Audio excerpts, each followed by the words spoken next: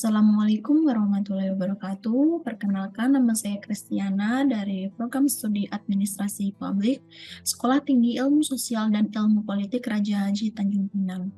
Di sini saya akan menjelaskan mengenai manajemen strategi. Yang pertama, makna strategi itu sendiri. Kata strategi berasal dari bahasa Yunani, yaitu dari kata strategos yang berarti kepemimpinan militer. Kepemimpinan militer atau strategi dalam konteks awal adalah suatu yang dikerjakan para pemimpin militer atau jenderal untuk memenangkan suatu pertempuran. For example, seorang jenderal harus membuat rencana, keputusan, dan tindakan berdasarkan pemahaman keadaan eksternal ataupun internal. Menurut William F. Cook and Lawrence R. Chow, 1998, strategi adalah sebuah rencana yang disatukan, luas dan terintegrasi yang menghubungkan keunggulan perusahaan dengan tantangan lingkungan serta dirancang untuk memastikan bahwa tujuan utama perusahaan dapat dicapai melalui pelaksanaan yang tepat oleh organisasi. Menurut buku dari Thomas L. Whelan and G. David Junger, 1983, manajemen strategi adalah serangkaian keputusan dan tindakan manajerial yang menentukan kinerja perusahaan dalam jangka panjang, termasuk formulasi strategi, implementasi, dan evaluasi.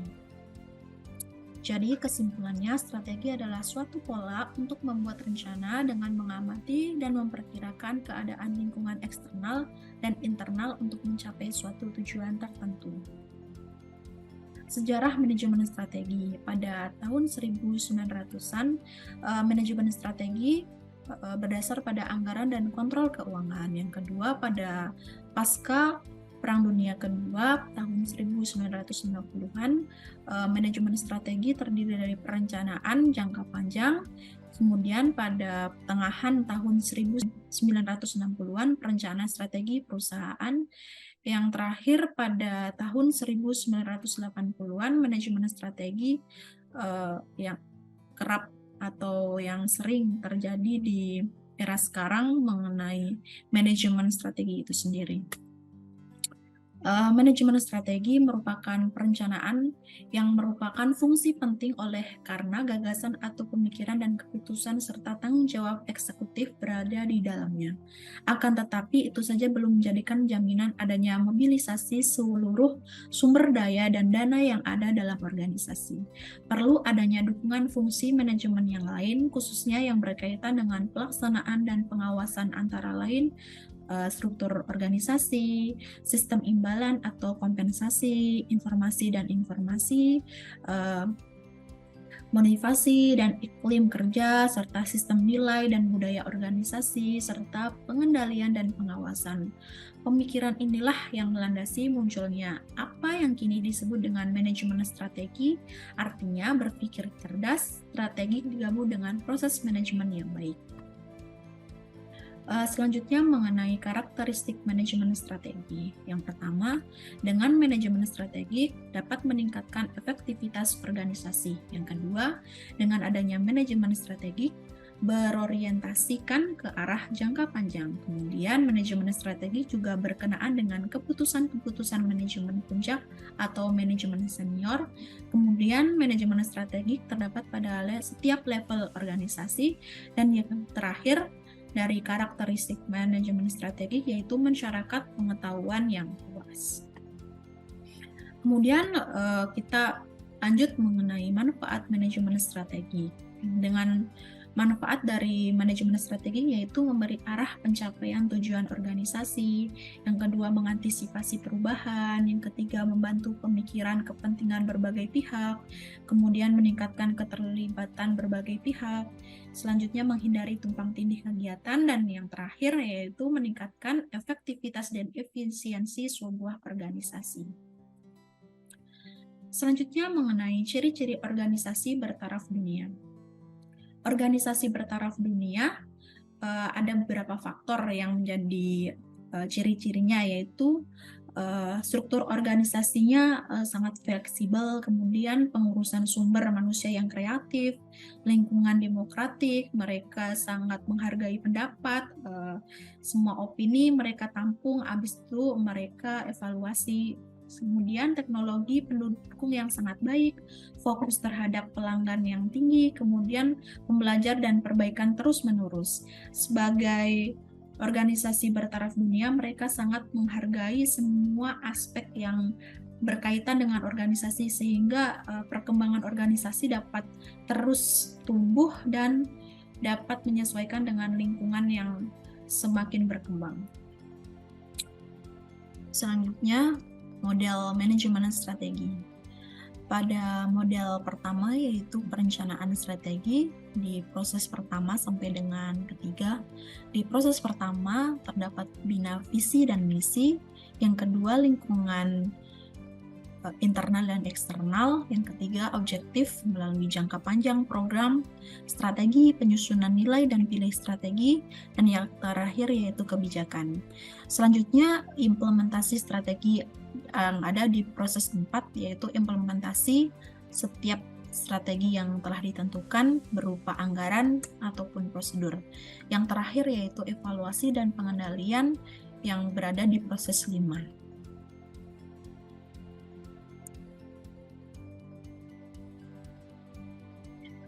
Selanjutnya, model manajemen strategik by Fred R. David. Yang pertama yaitu penyusunan strategi. Di dalam penyusunan strategi, yaitu pembinaan visi dan misi, yang terdiri dari analisis lingkungan internal dan eksternal, kemudian mengenali pasti objektif jangka panjang, selanjutnya bina nilai dan pilih strategi. Yang kedua yaitu implementasi. Implementasi di sini yaitu implementasi strategi atau manajemen yang telah ditentukan, dan selanjutnya implementasi strategi isu-isu pemasaran, keuangan, akuntansi, teknologi, informasi. Dan yang terakhir yaitu evaluasi dan nilai prestasi. Kemudian model manajemen strategik by Whelan and Hanger. Yang pertama, analisis lingkungan. Analisis lingkungan terdiri dari 2 faktor yaitu internal dan eksternal. Yang kedua, penyusunan strategi di mana ada visi, misi, objektif, strategi, dan kebijakan. Selanjutnya ada implementasi strategi yang di dalamnya terhadap program, belajawan, prosedur. Kemudian yang terakhir yaitu evaluasi dan pengendalian, yang mana di situ diharapkan dapat mencapai prestasi atau target yang telah diinginkan. Nah, kemudian yang ada model manajemen strategik by Thompson and Strickland. Yang pertama ada bina visi dan misi strategik, yang kedua ada menentukan objektif, yang ketiga ada bina strategi untuk pencapaian objektif itu sendiri, kemudian ada implementasi strategi, dan yang terakhir adalah evaluasi prestasi dengan memperhatikan perkembangan baru dan melakukan tindakan pembetulan. Selanjutnya, analisis lingkungan eksternal, manajemen strategi. Yang pertama, pendahuluan. Tujuan utama dilakukan analisis lingkungan eksternal adalah untuk mengenal pasti peluang dan ancaman yang ada di luar organisasi. Hasil daripada analisis ini akan menyumbang informasi berkaitan dengan peluang dan ancaman yang diperlukan untuk analisis SWOT. Definisi lingkungan. Lingkungan adalah suatu kekuatan, suatu kondisi, suatu keadaan, suatu peristiwa yang saling berhubungan di mana organisasi mempunyai atau tidak mempunyai kemampuan untuk mengendalikannya. Kemudian, lingkungan eksternal adalah suatu kekuatan, suatu kondisi, suatu keadaan, suatu peristiwa yang saling berhubungan, di mana organisasi tidak mempunyai kemampuan atau sedikit kemampuan untuk mengendalikan atau mempengaruhinya. Karakteristik lingkungan. Lingkungan bersifat unik. 2 atau lebih organisasi yang bergerak pada bidang usaha yang sama tidak akan menghadapi lingkungan yang sama. Kemudian, lingkungan bersifat dinamis. Sesuatu kekuatan, suatu kondisi, suatu keadaan, suatu peristiwa yang saling berhubungan yang membuat lingkungan organisasi itu unik tidaklah statis tetapi selalu mengalami perubahan secara dinamis. Kemudian, lingkungan merupakan faktor yang perlu dikendalikan, sebab organisasi tidak akan mampu menghadapi faktor lingkungan, tetapi terdapat beberapa aspek perubahan lingkungan yang dapat diterima karena dapat dikendalikan atau dapat dipengaruhi. Kemudian, proses analisis lingkungan eksternal. Yang pertama, membentuk suatu komite atau panitia, kemudian menentukan faktor kunci lingkungan eksternal, dan yang terakhir, pengambilan keputusan atau kesimpulan. Selanjutnya, dua macam lingkungan eksternal. Yang pertama, lingkungan eksternal makro, lingkungan di mana organisasi tidak mempunyai kemampuan untuk mengendalikan atau mempengaruhi secara langsung. Yang kedua, lingkungan eksternal mikro, lingkungan eksternal mikro di mana organisasi mempunyai sedikit kemampuan untuk mengendalikan atau mempengaruhi. Selanjutnya, mengenai faktor-faktor utama analisis lingkungan eksternal yang terdiri dari makro dan mikro. Lingkungan makro terdiri dari politik kebijakan, ekonomi, sosial budaya, dan teknologi. Kemudian di lingkungan mikro ada porter kekuatan yang terdiri dari 5 hal, yaitu pembeli, supplier, pesaing, pendatang baru, dan yang terakhir ada produk pengganti. Kemudian faktor-faktor lain seperti negara, masyarakat, serikat pekerja, organisasi perdagangan, shareholder, donor, dan NGO. Kemudian faktor-faktor lingkungan eksternal makro, yang pertama ada pesaing-pesaing dari dalam organisasi, ada pelanggan, produk pengganti, supplier, pendatang baru, potensial. Dari sisi pelanggan yaitu kekuatan tawar-menawar dari pelanggan, dari produk pengganti adanya ancaman dari produk-produk atau jasa pengganti, kemudian dari supplier kekuatan tawar-menawar dengan pemasok atau distributor, kemudian dari ancaman datang baru yang sangat potensial. Di luar dari itu ada teknologi, ekonomi, kebudayaan, pemerintahan, dan demografi. Kemudian aspek-aspek dalam analisis eksternal. Yang pertama ada analisis terhadap teknologi, meninjau dari kemajuan dan kepesatan teknologi, mengidentifikasikan kemungkinan pemanfaatan teknologi, kemudian ada melihat berbagai peluang yang muncul dengan pemanfaatan teknologi. Selanjutnya, analisis dari politik regulasi, meninjau karakteristik dan perilaku sistem politik yang berlaku, meninjau pengaturan institusi politik negara, dan yang terakhir mengkaji pengaruh perkembangan politik global terhadap organisasi. Selanjutnya dari lanjutan dari aspek-aspek dalam analisis eksternal ada analisis dari sosial budaya, kemudian analisis dari faktor ekonomi, yaitu sistem dan struktur ekonomi, kondisi ekonomi politik makro, interaksi sistem keuangan, dan yang terakhir ada dimensi regional dan internasional. Dan yang terakhir dari analisis pasar. Selanjutnya mengenai ancaman pendatang baru. Pendatang baru biasanya membawa dan menambah kapasitas baru. Berat ringannya ancaman pendatang baru tergantung pada hambatan masuk dan reaksi dari para pesaing yang telah ada di mana pendatang baru akan memasuki suatu lingkungan tersebut. Sumber-sumber hambatan masuk atau barrier to entry, yang pertama skala ekonomi, yang kedua diferensiasi produk, yang ketiga persyaratan modal, yang keempat akses ke saluran distribusi, dan yang terakhir dari kebijakan pemerintah. Ancaman produk pengganti. Dengan adanya produk pengganti dapat memberikan pilihan bagi pembeli dan akan mengurangi keuntungan organisasi. Ancaman akan semakin besar jika yang pertama biaya peralihan tidak signifikan, kemudian produk pengganti memberikan nilai manfaat dan harga yang sama, yang ketiga pembeli atau pelanggan telah terbiasa dengan produk pengganti. Faktor-faktor lain di lingkungan organisasi, yang pertama negara sama dengan faktor pemerintahan, masyarakat, respon dari masyarakat, serikat pekerja adalah kerjasama antara organisasi dengan pekerja, kemudian organisasi perdagangan, ada pasar bebas WTO, shareholder atau pemegang saham, kreditur atau penghutang, bank-bank dan lembaga keuangan, debitur penghibah atau kecenderungan melakukan peminjaman modal, NGO atau partisipasi lembaga swadaya masyarakat sebagai kelompok penekan atau pendorong. Analisis peluang O, dan ancaman T. Ancaman, suatu kecenderungan lingkungan yang tidak menguntungkan yang dapat merugikan posisi organisasi dan peluang. Suatu kecenderungan lingkungan yang menguntungkan yang dapat meningkatkan kinerja suatu organisasi. Nah, kemudian kita akan masuk di analisis lingkungan internal. Kita awali dengan kemampuan organisasi mencapai derajat kinerja yang diinginkan sangat dipengaruhi oleh lingkungannya. Lingkungan internal adalah lingkungan di mana organisasi dapat atau mampu mengendalikannya. Analisis lingkungan internal akan menghasilkan sejumlah informasi tentang kekuatan organisasional, yaitu apakah organisasi bekerja dengan baik. Analisis lingkungan internal juga perlu mengidentifikasi bidang-bidang kelemahan dan menentukan apakah kelemahan tersebut mempunyai makna strategik, serta apakah kelemahan tersebut mempunyai organisasi atau membuat organisasi menjadi lemah.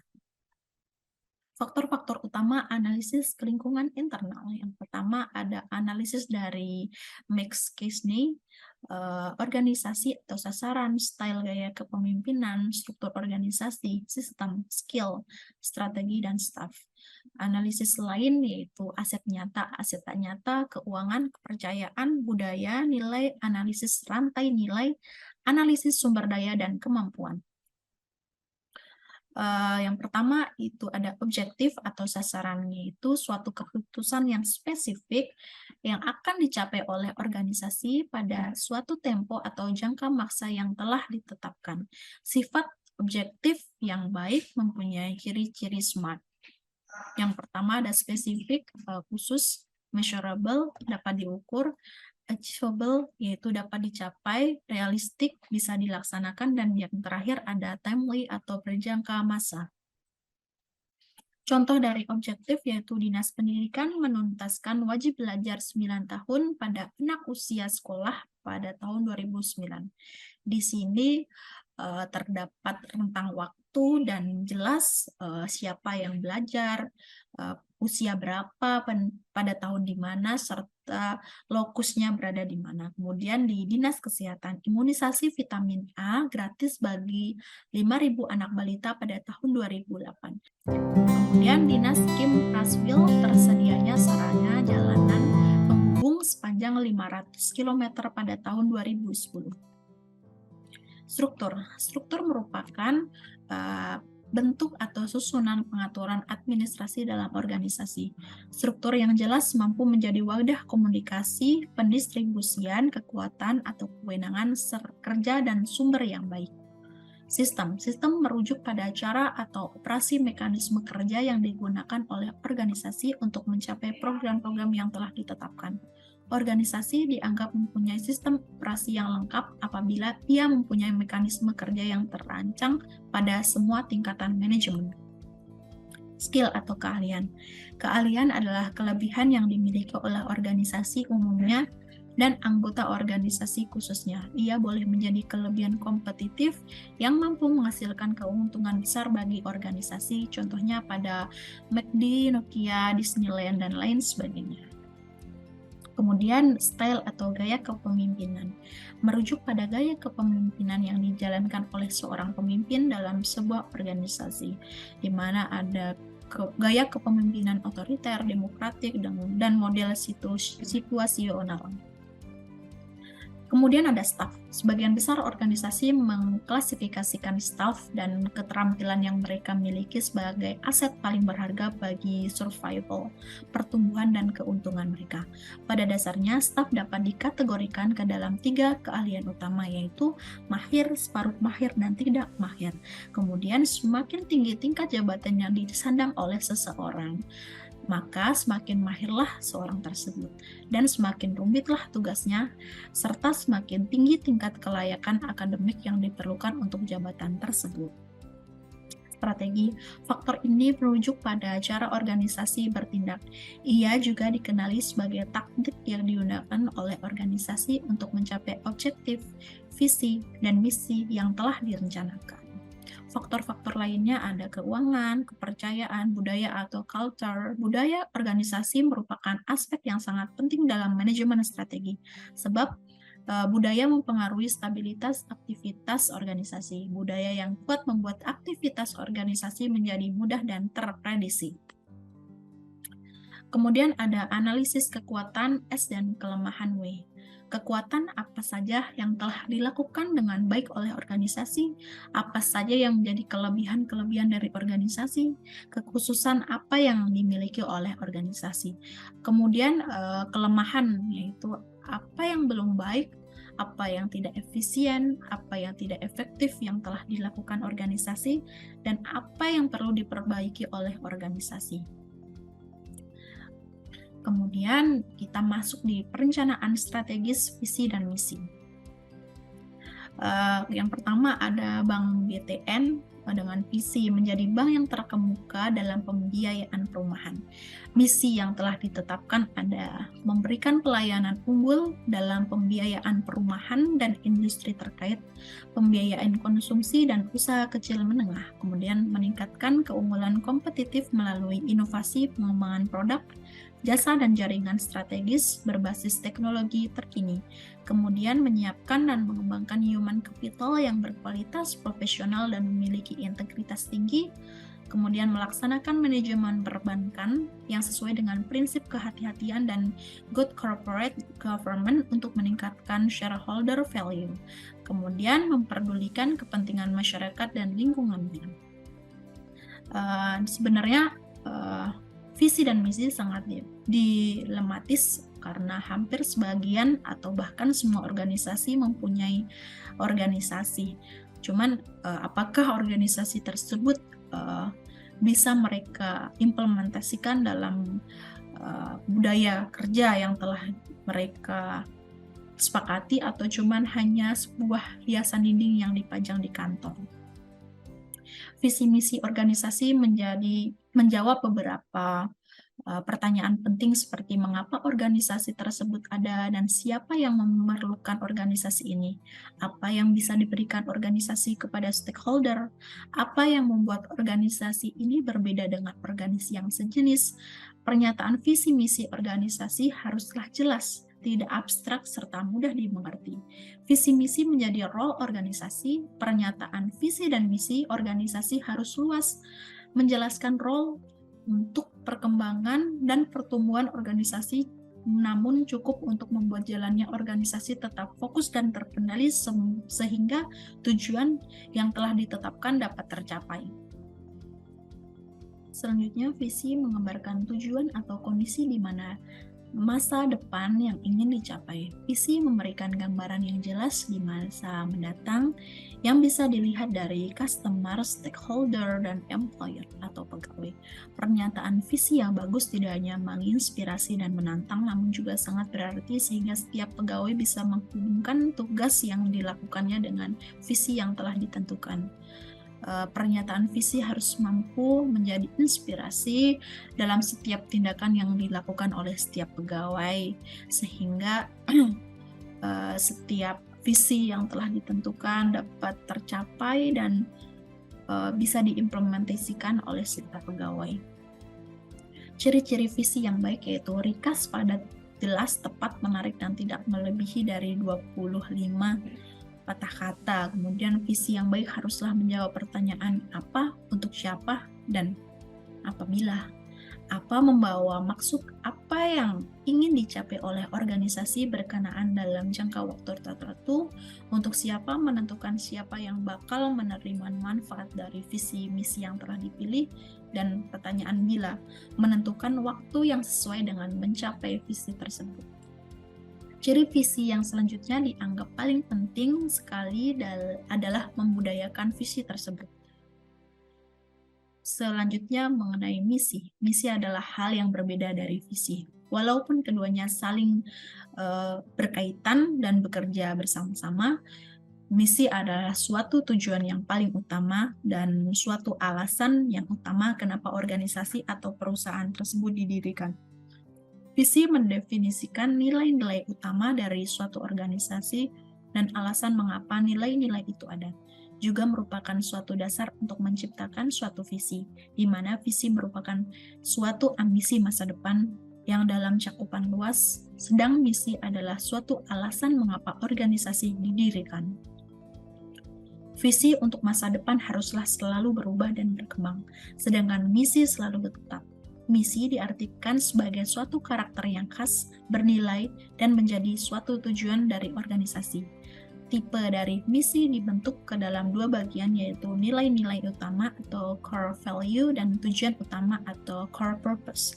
Jangka waktu misi dibuat untuk jangka waktu 3-5 tahun dan dapat berubah. Perubahan itu bisa dilakukan jikalau menjadi perubahan penting dalam lingkungan, misalnya ada peluang yang harus dikejar, ada ancaman, ada tantangan yang sangat berarti.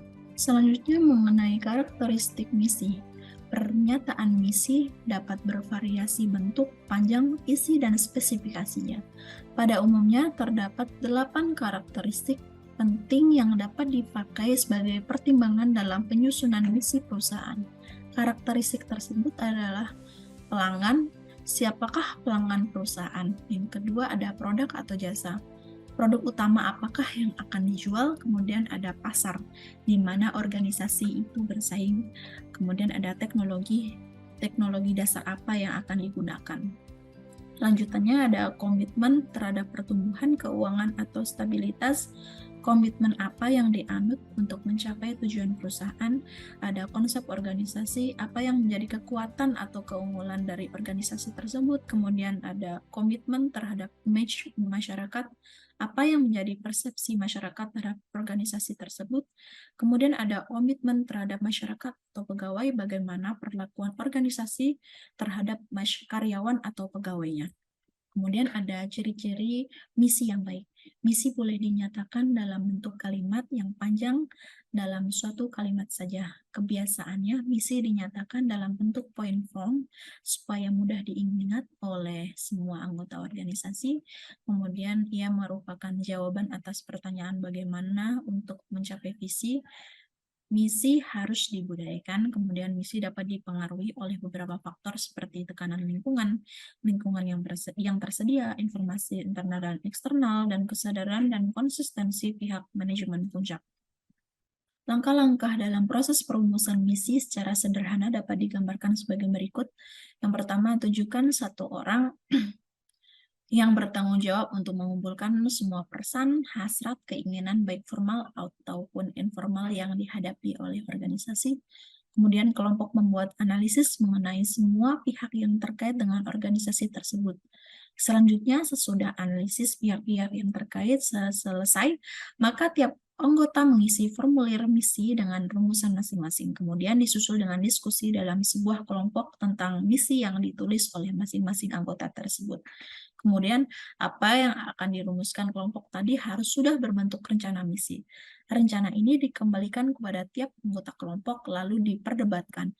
Hasil dari perdebatan ditulis dalam bentuk rumusan misi yang disepakati oleh kelompok tersebut. Kemudian jikalau pernyataan misi sudah disepakati, pernyataan ini harus dipegang teguh dan dipergunakan sebagai acuan dan yang memuat petunjuk dalam mengidentifikasikan dari organisasi tersebut.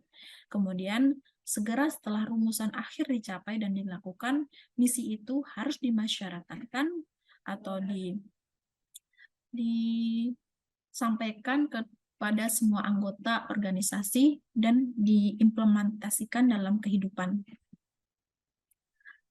Di sini ada salah satu organisasi besar yaitu Pertamina, yang mana visi mereka yaitu menjadi perusahaan yang unggul, maju, dan terpandang atau to be a respected leading company.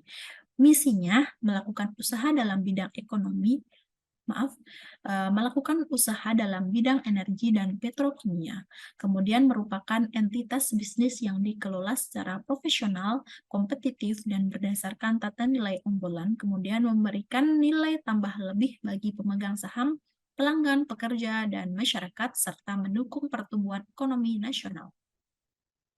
Di sini ada perusahaan Bulog dengan visi menjadi perusahaan yang handal dalam mewujudkan pangan dan yang cukup, aman, dan terjangkau bagi masyarakat, dengan misi memenuhi kebutuhan pangan pokok rakyat. Kemudian ada PT PLN Persero, yaitu visinya diakui sebagai perusahaan kelas dunia yang tumbuh berkembang, unggul dan terpercaya dengan bertumpu pada potensi insani. Kemudian misi yang telah ditetapkan yaitu menjalankan bisnis kelistrikan dan bidang lain yang terikat berorientasi pada kepuasan pelanggan, anggota perusahaan, dan pemegang segala saham, menjadikan tenaga listrik sebagai media untuk meningkatkan kualitas kehidupan masyarakat, mengupayakan agar tenaga listrik menjadi pendorong kegiatan ekonomi, dan yang terakhir, menjalankan kegiatan usaha yang berwawasan lingkungan dengan moto listrik untuk kehidupan yang lebih baik. Kemudian ada Telkom Indonesia dengan visi to become a leading infocom player in the region. Sementara rumusan misinya adalah pertama, Telkom menjamin bahwa pelanggan akan mendapatkan pelayanan terbaik berupa kemudahan, kualitas produk, kualitas jaringan dengan harga yang kompetitif. Yang kedua, Telkom akan mengelola bisnis melalui praktek-praktek terbaik dengan mengoptimalkan SDM unggul, menggunakan teknologi yang kompetitif, serta membangun kemitraan yang menguntungkan secara timbal balik, win-win solution, dan saling mendukung secara sinergis. Perubahan visi dan misi tersebut berimplikasi pada perubahan strategi Telkom secara menyeluruh.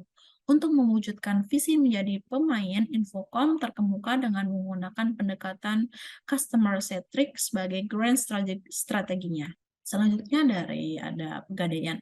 Dengan visi pada tahun 2013, Pegadaian menjadi champion dalam pembiayaan mikro dan kecil berbasis gadai dan fidusia bagi masyarakat menengah ke bawah.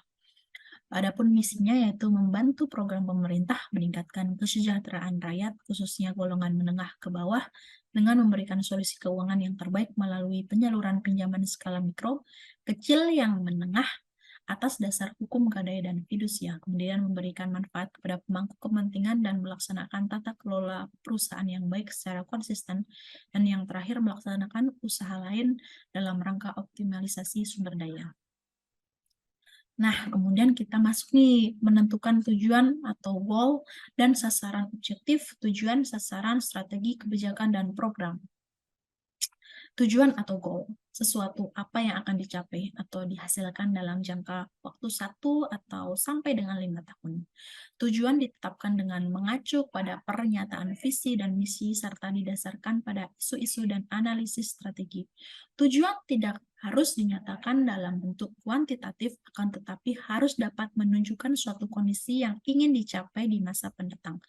Tujuan akan mengarahkan perumusan sasaran, kebijakan, program, dan kegiatan dalam rangka merealisasikan misi dan visi yang telah ditetapkan. Kemudian ada sasaran atau objektif. Hasil yang akan dicapai secara nyata oleh instansi pemerintah dalam rumusan yang lebih spesifik, terukur dalam kurun waktu yang telah ditentukan, dan lebih pendek dari tujuannya. Dengan kriteria spesifik, terukur, dan dapat dinilai bisa dicapai berorientasi pada hasil, dapat dicapai pada kurun waktu tertentu dengan menggunakan prinsip SMART. Kemudian indikator sasaran. Indikator di sini ukuran tingkat keberhasilan pencapaian sasaran untuk diwujudkan pada tahun bersangkutan. Kemudian setiap indikator sasaran disertai dengan rencana tingkat capaiannya atau target masing-masing. Kemudian ada sasaran diupayakan untuk dapat dicapai dalam kurun waktu tertentu atau tahunan secara berkesinambungan sejalan dengan tujuan yang telah ditetapkan dalam rencana strategi. Selanjutnya ada strategi, yaitu cara mencapai tujuan dan sasaran yang telah dijabarkan ke dalam kebijakan-kebijakan dan program-program yang telah ditetapkan. Kemudian ada kebijakan. Kebijakan tersebut yaitu ketentuan-ketentuan yang telah ditetapkan oleh yang berwenang untuk dijadikan pedoman atau pegangan ataupun petunjuk dalam pengembangan ataupun pelaksanaan program atau kegiatan guna tercapainya kelancaran dan keterpaduan dalam perwujudan masyarakat, perwujudan sasaran, tujuan, serta visi dan misi instansi pemerintah.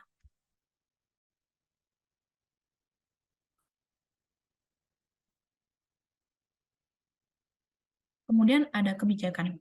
Kebijakan adalah ketentuan-ketentuan yang telah ditetapkan oleh yang berwenang untuk dijadikan pedoman, pegangan atau petunjuk dalam pengembangan ataupun pelaksanaan program atau kegiatan guna tercapainya kelancaran dan keterpaduan dalam perwujudan sasaran, tujuan, serta visi dan misi instansi pemerintah.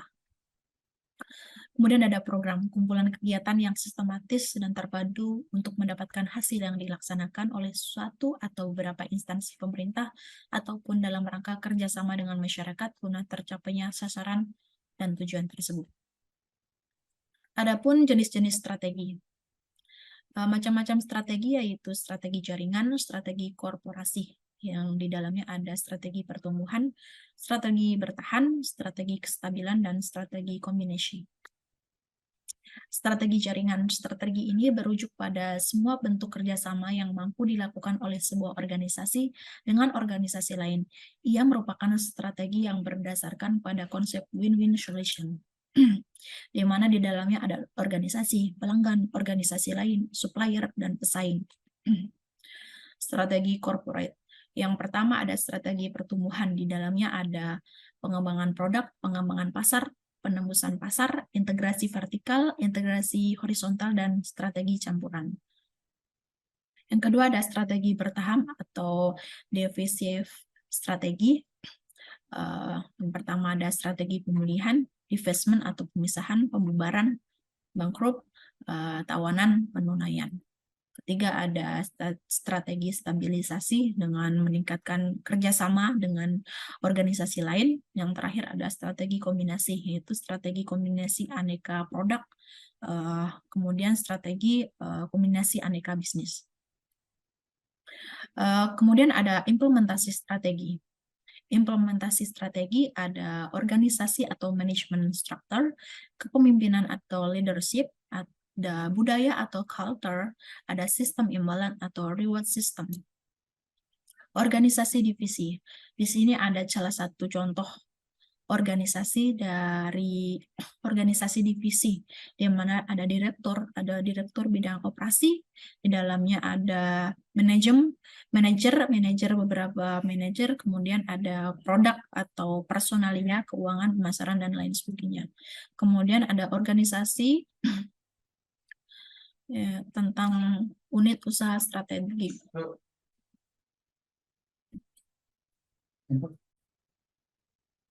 Kemudian ada organisasi unit kerja strategi, ada direktur, ada wakil direktur, ada di bidang administrasi, ada wakil direktur bidang operasi. Kemudian di direktur bisnis, ada direktur bisnis unit 2, direktur bisnis unit 3. Kemudian di setiap direktur bisnis unit 1 ada terbagi dari divisi-divisi yang berbeda, yang dimana dalam menjalankan tugas dan fungsinya mereka saling berkoordinasi antara satu dengan yang lain. Kemudian ada kesesuaian struktur organisasi. Di sini ada penerapan strategi, ada kondisi organisasi, dan jenis organisasi.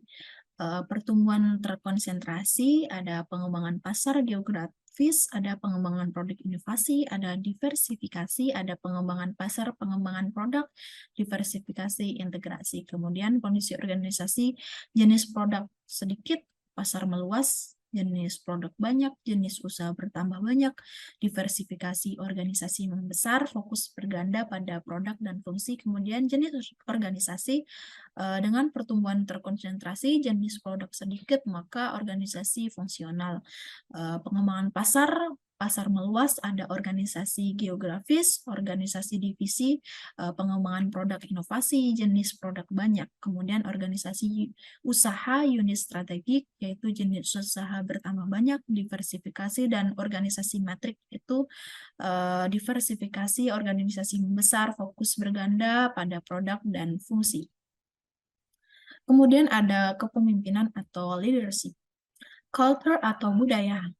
Budaya perusahaan atau perangkat set yang terdiri dari keyakinan, norma, nilai, dan kebiasaan yang menjadi dasar kebersamaan dan menjadi dasar cara berinteraksi.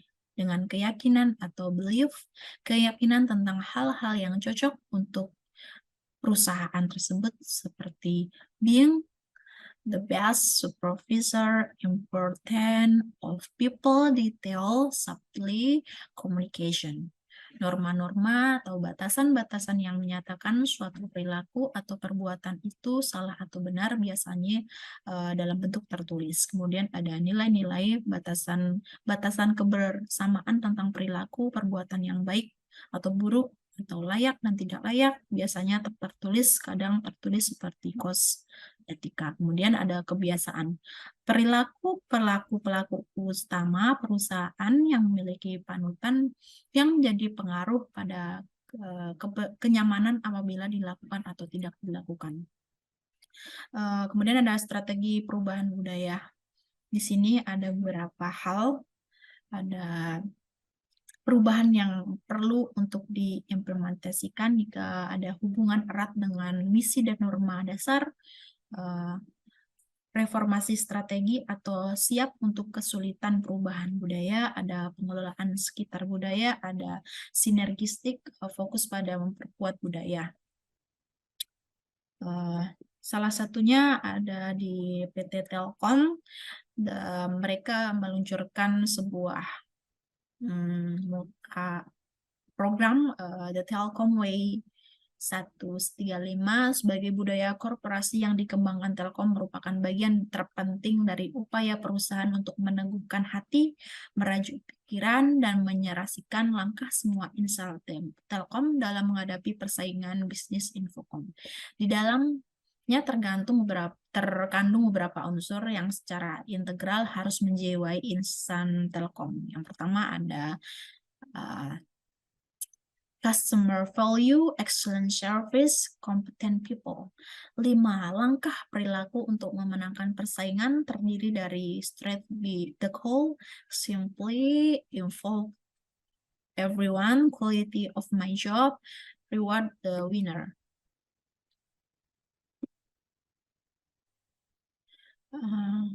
The Telkom Way adalah hasil pengalihan dari perjalanan Telkom dalam mengarungi lingkungan yang terus berubah dan dikristalisasi serta dirumuskan dengan merangsang oleh berbagai inspirasi dari perusahaan lain dan berbagai tantangan dari luar.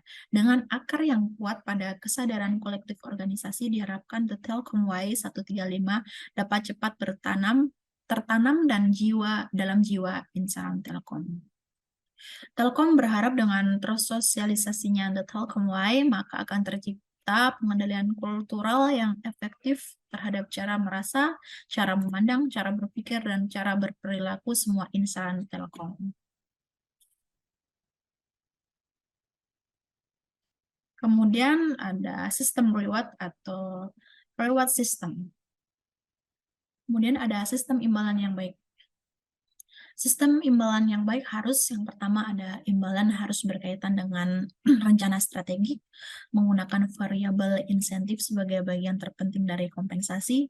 Imbalan harus terkait dengan pekerjaan seseorang, imbalan berdasarkan prestasi atau kelebihan bukan dari hierarki, bersikap peka terhadap perbedaan imbalan, adil, akurat, dan informatif, pemberian imbalan secara royal jika berhasil dan minim jika tidak berhasil, jangan meremehkan nilai lingkungan, dan yang terakhir terbuka untuk mengubah sistem imbalan. Kemudian masuk di pengendalian dan evaluasi strategi. Definisi pengendalian. Pengendalian merupakan unsur utama dari setiap tugas atau pekerjaan seseorang. Pengendalian adalah suatu aktivitas membuat sesuatu agar sesuai dengan apa yang telah direncanakan. Tujuan dari pengendalian, dengan adanya pengendalian yang dilakukan untuk memonitor serta mengevaluasi kemajuan terhadap usaha-usaha pencapaian sasaran organisasi, atau untuk mengarahkan atau memperbaiki proses strategi, ataupun merubah rencana strategi yang telah ditetapkan agar sesuai dengan situasi lingkungan dan tujuan yang ada. Proses pengendalian.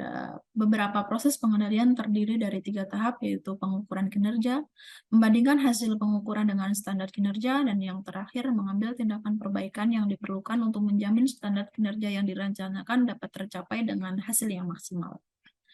Alur proses pengendalian strategik yang pertama adalah memulai pekerjaan baru.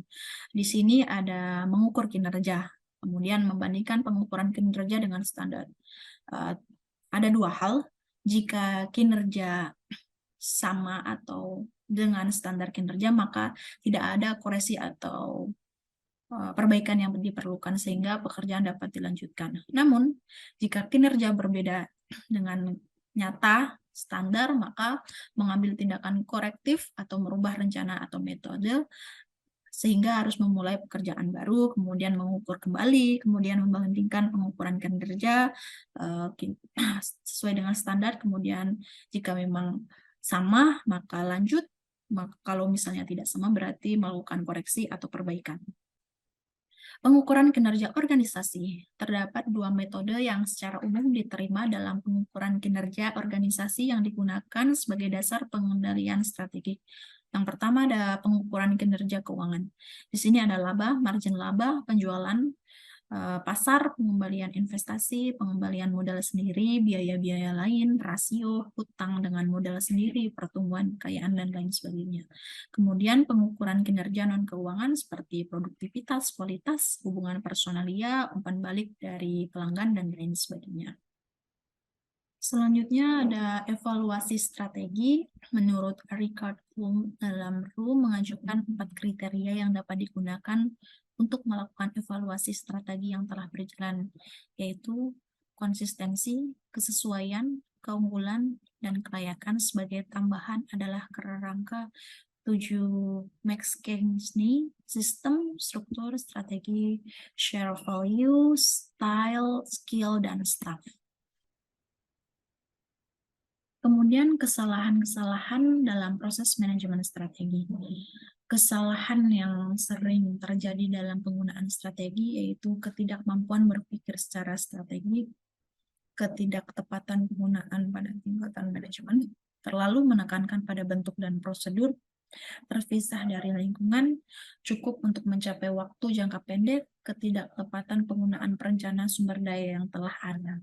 Kemudian lanjutan dari itu ada ketidakmampuan memprediksi perubahan seperti adanya inovasi, produk atau jasa baru, perubahan peraturan regulasi dari pemerintah, perubahan iklim, kekurangan dan kelangkaan bahan baku, perubahan preferensi, selera konsumen, kehadiran pesaing baru, dan perubahan kemampuan bersaing. Oke, baiklah, sekian paparan dari saya. Mohon maaf bila ada salah-salah kata. Billahi taufiq wal hidayah. Wassalamualaikum warahmatullahi wabarakatuh. Bye-bye.